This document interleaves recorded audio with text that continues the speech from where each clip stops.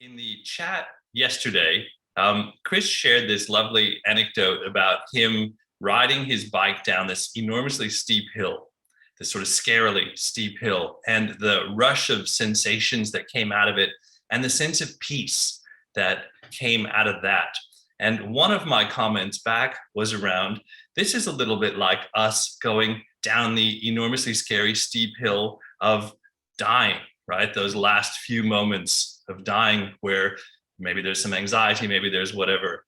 And there's, as I said yesterday, there's a longer conversation about all of this, particularly around the dying piece. There's something around mindful dying equals mindful living that I think we'll explore next year. But we're talking about attachments and present awareness, which will also be explored more next year. But we're just having a little beginning of a conversation around it. And what I wanted to bring to you today, keep in mind today in your practice, and then in the day to day, is that when we get that place of presence, the awareness gets completely present, something in us dies there, but it's so subtle that it's easy not to notice. And it's our thinking self, it's our ego self. It can't get its tentacles into the present. It has to pull you out of the present in order to start to grow and be robust and take you, really. And we slip its grasp when we get to this present moment. That thinking mind is fueled entirely by this reactive mind. And when you get right down into your body, you're before all of that. You've gotten ahead of yourself, to use a phrase from last week.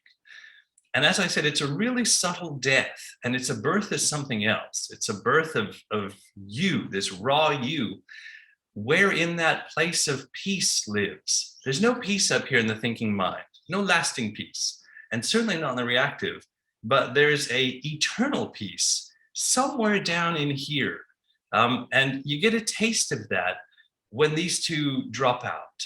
So today we jump on the mat, you're doing your practice, and every moment that you're aware of, body feels like this, breath moves like this, you are in this place where the ego has died, is a strong word, but is getting less and less into you. You are slipping free of its clasp, its grasp.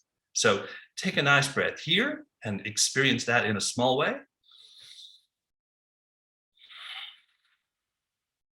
That freedom is right there in that one breath. As you get to know it deeply, you'll feel it there, but it's there.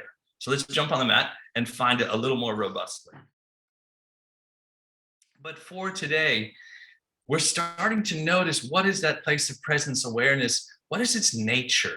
And its nature goes extraordinarily deep, but it's also extraordinarily subtle. So we look at it a little bit every day, and it will reveal itself to us over time. A year from now, you're going to be looking at the same place, but you're going to see something entirely different. As many of you know, a year previously, you were looking at the same place, you had a very different experience.